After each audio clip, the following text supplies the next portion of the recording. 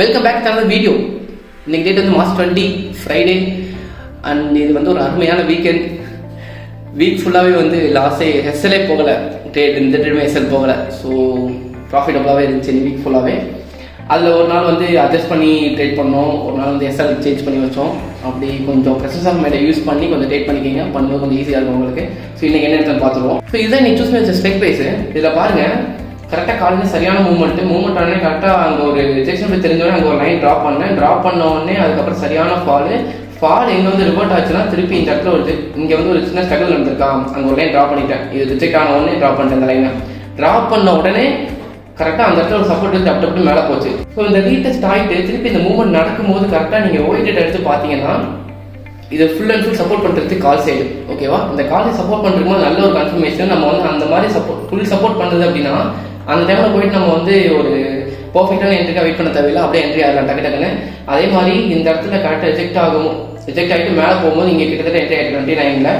ஆனால் strike price வந்து ரொம்ப வேல்யூ அதிகமாக இருந்துச்சு, 350 இந்த வேல்யூ. ஸோ அது ரொம்ப அதிகம். அப்படி இருக்கிறனால அடுத்த ஸ்ட்ரைக் ப்ரைஸ் சூஸ் பண்ணேன். இந்த ஸ்ட்ரைக் ப்ரைஸில் பாருங்கள், கரெக்டாக இங்கே ஒரு ரிஜெக்ஷன் நடந்திருக்கா, இந்த இடத்துல சார்ஜ் என்ட்ரி போல வெயிட் பண்ணியாச்சு. கரெக்டாக இந்த இடத்துல பிரேக் அவுட் ஆச்சு, இங்கே ஒரு ட்ரிகர் போட்டு வச்சுட்டேன். ட்ரிகர் போட்டால் என்ட்ரி ஆயிடுச்சு. என்ட்ரி ஆனே கிட்டத்தட்ட சின்ன ஒரு ஸ்ட்ரகிளுக்கு அப்புறம் ஒரு ரெண்டே மூமெண்ட் தான், டப்புன்னு 2 நிமிஷத்தில் வந்து டார்கெட் ஹிட் ஆயிடுச்சு. டார்கெட் எப்படி செட் பண்ணேன் அப்படின்னா, யூஷுவல் டார்கெட் வந்து இதில் தான் நம்ம பார்க்கணும். நான் இங்கே வந்து 386 வச்சுருந்தேன் டார்கெட்டு.